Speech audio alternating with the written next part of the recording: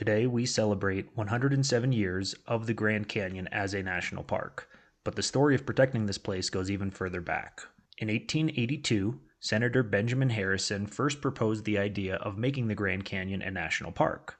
At the time, much of the canyon was still remote, rugged, and largely unknown to the American public. The bill failed, but the idea didn't die. When Harrison became president, he designated the Grand Canyon Forest Reserve in 1893, marking the first major federal protection of the area. In 1902, President Theodore Roosevelt stood on the South Rim and famously urged Americans to leave it as it is. Though he couldn't convince Congress to establish a national park outright, he acted boldly.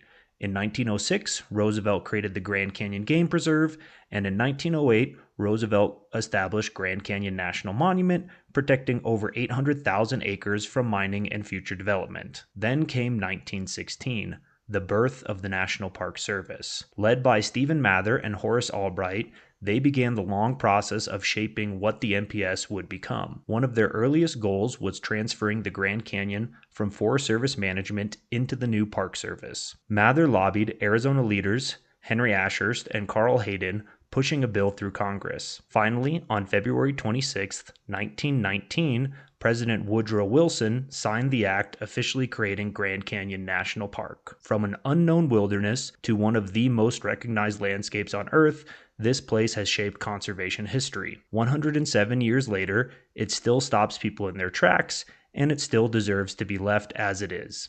Happy birthday, Grand Canyon National Park.